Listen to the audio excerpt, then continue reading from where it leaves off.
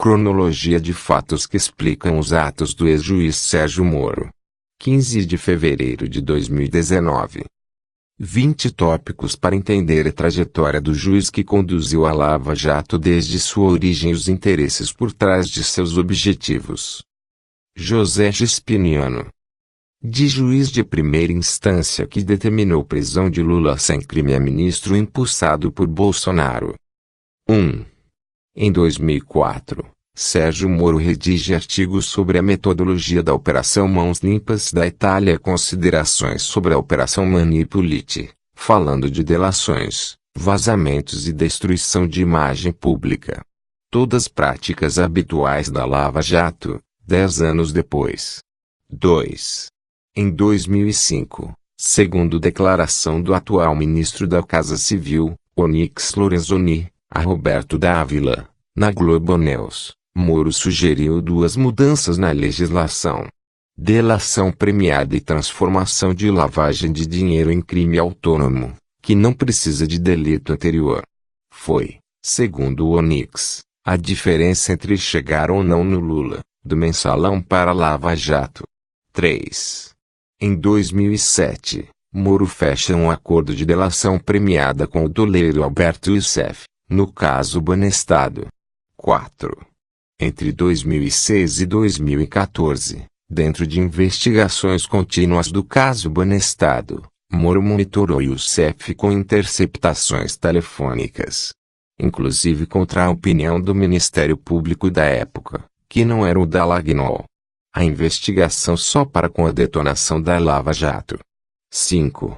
Em 2009, documento diplomático americano revelado pelos vazamentos do WikiLeaks, código 9 Brasilia 1282 sublinhando a, registra Sérgio Moro participando de uma conferência de uma semana sobre lavagem de dinheiro dentro do projeto Pontes, para aproximar judiciário, Ministério Público e polícia, americanos e brasileiros. O documento registra que os participantes no seminário, não diz quem, pediram treinamento adicional no modelo de força-tarefa proativa. 6. Em 2012, Moro é assistente de acusação da juíza Rosa Weber no caso do mensalão, o primeiro caso de uso da teoria do domínio do fato. O autor da teoria, o alemão Klaus Rochin, disse que ela foi mal usada no processo do mensalão. É Rosa Weber quem pronuncia a famosa frase "não há provas, mas a literatura me permite para condenar José Dirceu", como ela mesma disse, sem provas. Há grande possibilidade de essa frase ter sido escrita por Moro no seu voto, porque Weber não é da área do direito penal. 7. Em 2013, em parte como resposta às manifestações de junho, Dilma assina dentro de um pacote de medidas contra a corrupção, a Lei de Combate às Organizações Criminosas, que permite acordos de delação com praticamente nenhuma supervisão, e com trechos e tipificações criminais extremamente vagas, que permitem aplicação e interpretação amplas. 8. Em 2014, estoura Lava Jato, combatida imposto de gasolina e prisão de Alberto Youssef. Todo filme e livro que você viu dizem que foi acaso, mas há um tem 4 dessa lista fartamente documentado. 9.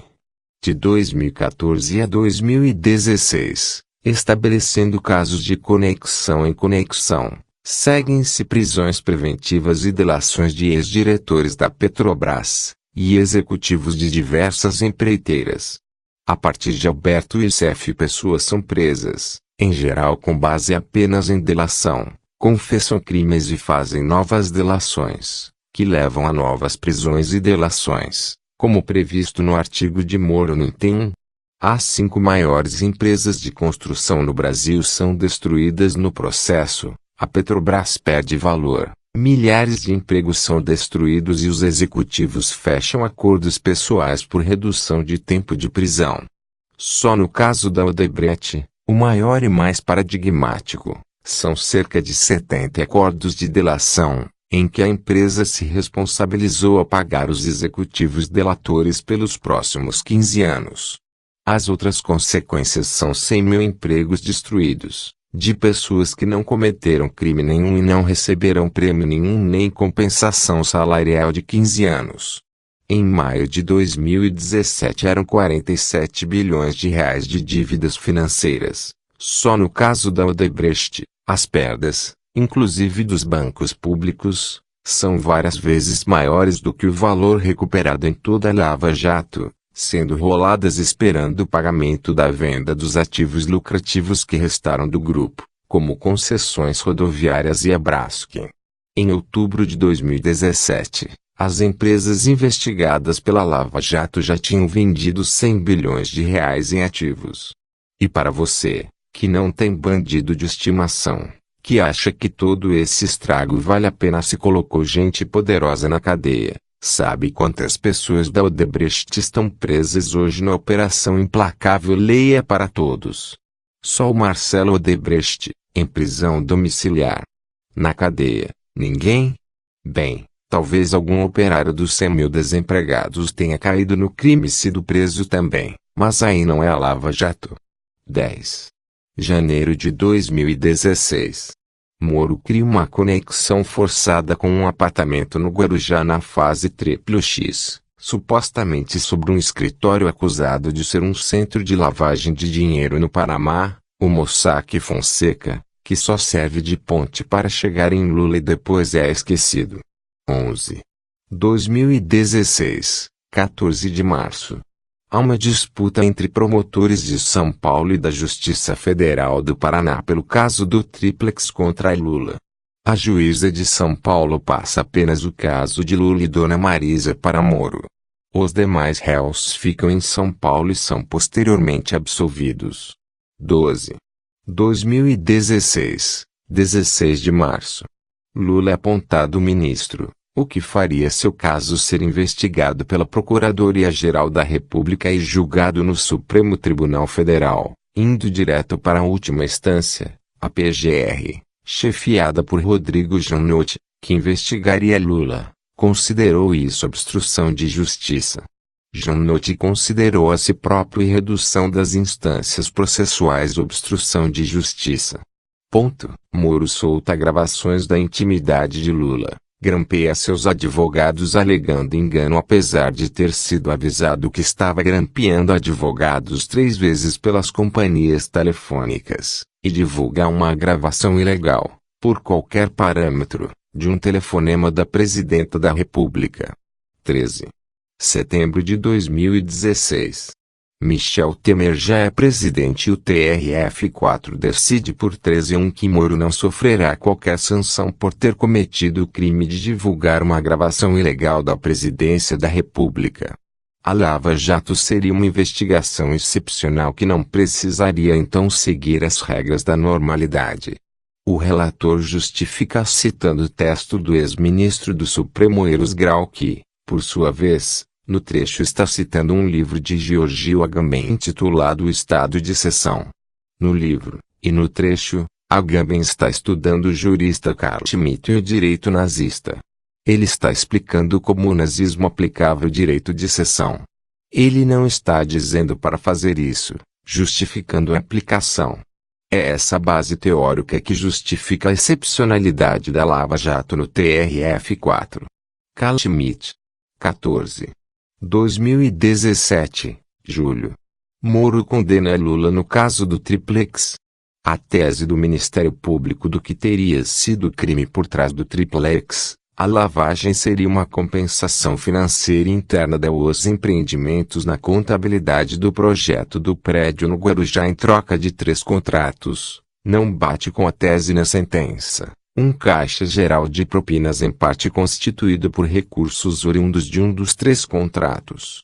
Essa tese surge no fim do processo, nas audiências com o réu Léo Pinheiro, na segunda prisão preventiva decretada por Moro, que trocou de advogado justamente na audiência em que foi depor, como noticiado pela própria imprensa na época, por pressão da promotoria, e teve sua pena reduzida.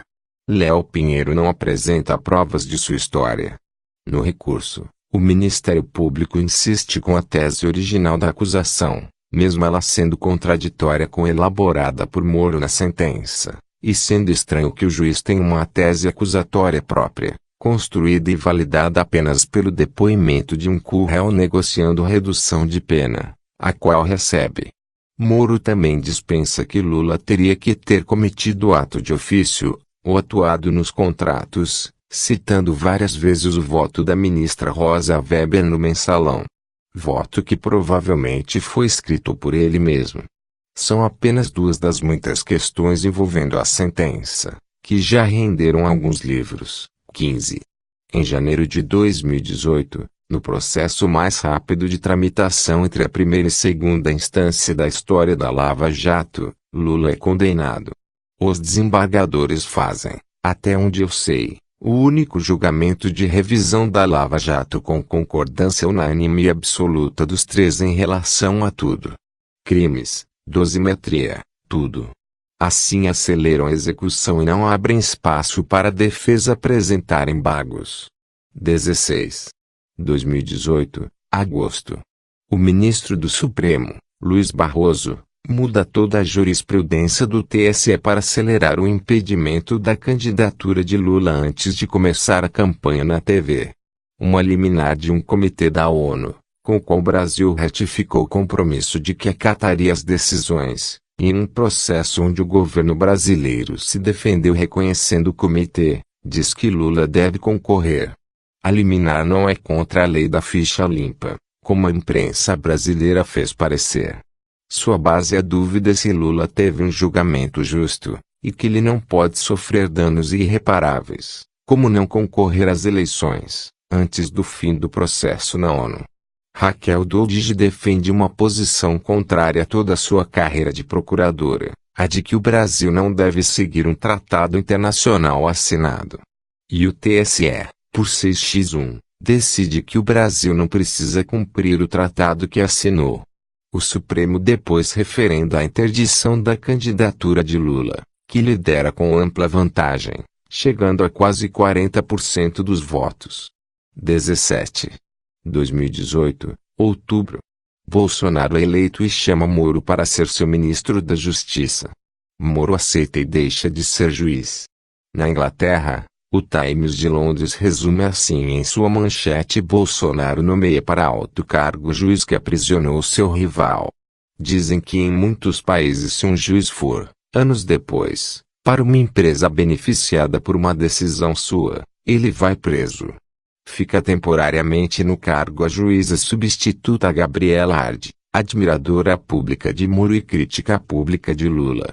Moro se defende dizendo que não tem culpa se Lula foi condenado por cometer crimes e que era a obrigação dele condená-lo se ele tinha cometido crimes.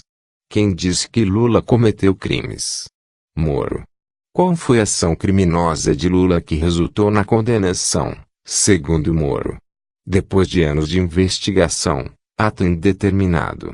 O que ele supostamente roubou? Um apartamento que estava listado como patrimônio da OAS e colocado pela empresa como garantia de uma operação financeira da OAS. Ou seja, em qualquer sentido monetário, uso, financeiro, documental, perante a diversos outros processos, uma propriedade da OAS.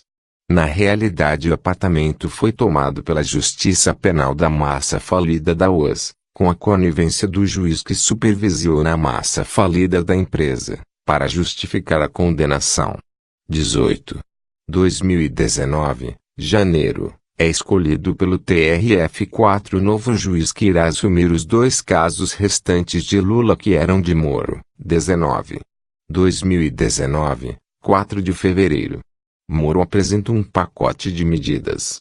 Várias delas legalizam práticas cotidianas e bandeiras defendidas pela Lava Jato que, se já fossem legais, certamente não precisariam ser legalizadas. Prisão em segunda instância, cooperação informal, ou seja, secreta e não documentada, entre instâncias de investigação de diferentes países, um absurdo em termos de soberania. O procurador americano Kenneth Blanco disse publicamente, em vídeo, que ajudou no caso contra Lula, gravação de diálogos de advogados, que Moro já autorizou e não é permitida por lei, congelamento de bens de origem lícita, Moro congelou até o espólio de Dona Marisa, exigindo que depois de ter seus bens congelados o cidadão prove que eles foram adquiridos de maneira legal, e que faça isso sem nenhum tostão pois seus bens foram congelados.